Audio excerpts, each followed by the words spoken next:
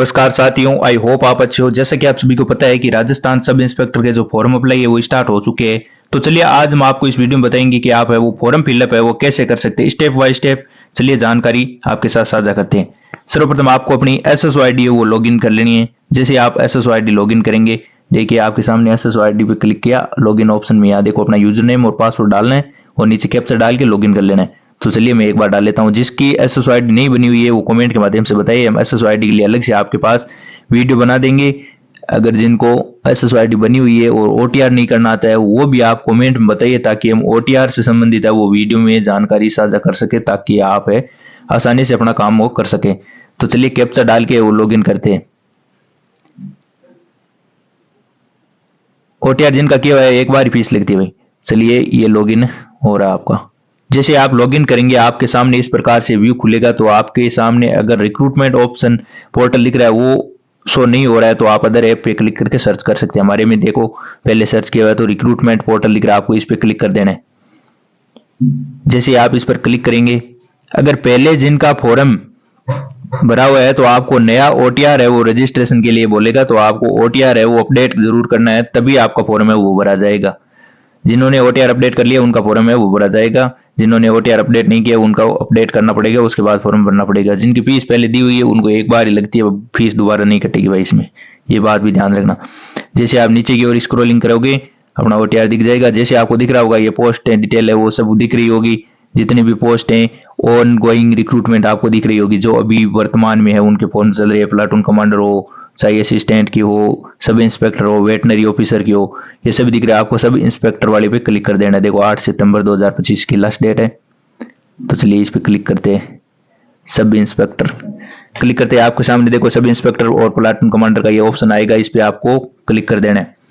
तो चलिए हम इस पे क्लिक करते हैं। जैसे आप इस पर क्लिक करेंगे आपके सामने है वो ओटीआर देखो बोलेगा अपडेट करना है आपको या प्रोसीड करना है। तो आपने अपडेट किया हो तो आपको सिंपली कर देना है प्रोसीड। प्रोसीड वाले ऑप्शन पे जैसे आप क्लिक करेंगे आपके सामने है वो फॉर्म भरने से संबंधित पूरी व्यू है वो खुल के आ जाएगा। देखो ये आपकी बेसिक इंफॉर्मेशन मांग रहा है। पहली तो अपना नाम है, फादर नेम है, मदर नेम है वो डाल लेना है, अपनी मैरिटल स्टेटस डाल लेना है, जो भी जानकारी है वो आप डाल लेना। मैंने इधर कुछ हाइड किया हुआ है तो आप जैसे जैसे देखते जाओ जो जानकारी मांग रहा है वो अपनी जानकारी डाल देना। इधर आप देखो नॉट एप्लीकेबल कर देना भाई, इसमें आप एफआईज नहीं है तो आप नॉट एप्लीकेबल कर देना। इसमें 3-4 ऑप्शन है वो नहीं भरने पड़ेंगे आपको बाद में। देखो वैवाहिक स्थिति दिख रही है आपको, मैरिटल स्टेटस, उसमें आपको अनमेरिड अनमेरिड मैरिड मैरिड कर देना भाई।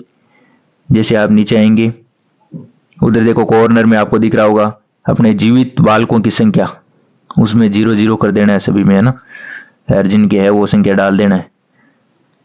आगे चलो, देखो ये अपने मोबाइल नंबर ऑलरेडी यहाँ पे शो हो रहे हैं और अपने अल्टरनेट मोबाइल नंबर आप डालना चाहते हो डाल सकते हो और जीमेल आपकी शो हो रही है। उसके बाद देखो अप्लाइंग आवेदन के लिए यहाँ से आपको सिलेक्ट करना है। देखो एक बार यस या नो नो कर देना है इसमें ना।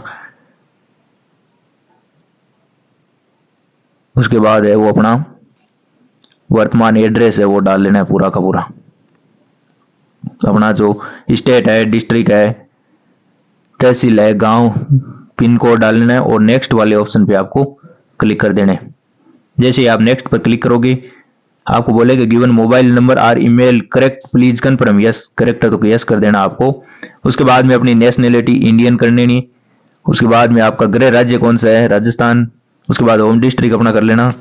तो चलिए होम डिस्ट्रिक्ट भरते अपना शुरू। उसके बाद में गृह ब्लॉक, अपना ब्लॉक कौन सा लगता है तो ब्लॉक भर लेना अपना, और तहसील कौन सी लगती है तो तहसील अपने फिल कर लेनी है, और विलेज आपका गांव कौन सा है तो गांव भर लेना। मैं अपने हिसाब से इधर भर रहा हूं, तो आपका जो भी गांव है आप यहां से सिलेक्ट कर सकते हैं। संपूर्ण डिटेल वो एक एक आप स्टेप वाइज देखे, आपको बिल्कुल भी गलती नहीं होगी फॉर्म भरने में। अपना गांव भरने के बाद में आपको कर लेना है पूर्व स्थापित, अगर आप पहले कोई अदर कंट्री में सेटल थे तो यस या अन्यथा नो नो कर देना आपको। अब देखो क्या आप भूतपूर्व सैनिक थे, यस है तो यस अन्यथा नो कर देना आपको। क्या आप उत्कृष्ट खिलाड़ी है, यस है तो यस करना है अन्यथा नो कर देना आपको। क्या आप एनसीसी कैडेट है, अगर है तो यस अन्यथा नो कर देना है। क्या आप भूतपूर्व कैदी है, यस है तो यस करना है अन्यथा नो कर देना है।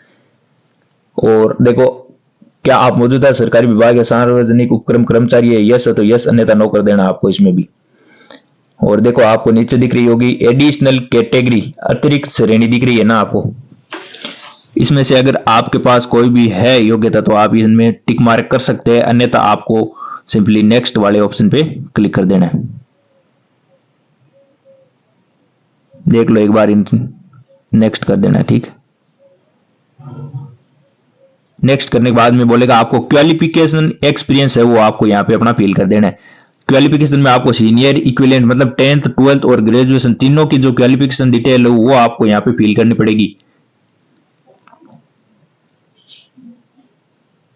और इधर देखो एक्सपीरियंस अनुभव यस नो भी करना है आपको। तो चलिए यहाँ आपको सब्जेक्ट के लिए बोलेगा ऑल कर सकते हैं, सीनियर सेकेंडरी में आप है सब्जेक्ट वो जैसे भी आपका आर्ट्स साइंस कॉमर्स है वो कर सकते हैं, ग्रेजुएशन में आर्ट्स है वो कॉमर्स साइंस वो भी आप यहाँ कर सकते हैं। तो चलिए मैं 10th में सभी एक एक डिटेल भर लेता हूँ, आप सभी की भर के फिल कर ले। मैंने चलो सब डिटेल है वो भर ली है। पूरी डिटेल भरने के बाद आपको नीचे आने हैं, नीचे आने के बाद experience, I have experience for required post, yes या नो। इसके बाद अगर कोई आपके पास एक्सपीरियंस है तो ऐड कर सकते हैं, अन्यथा नो कर सकते हैं। और जो टिक मार्क दिख रहे हैं आपको डिस्क्लेमर, देखो दोनों टिक मार्क पे क्लिक करना है आपको और सेंड ओटीपी करके अपना जो क्वालिफिकेशन डिटेल है वो वेरीफाई कर लेना है। ओटीपी आपके मोबाइल नंबर और जीमेल पे आएगी, तो आप मोबाइल नंबर या जीमेल वाली एक ओटीपी है वो यहाँ पे कोई भी डाल के ओटीपी वेरीफाई कर सकते हैं। तो चलिए मैं ओटीपी डाल लेता हूं एक बार।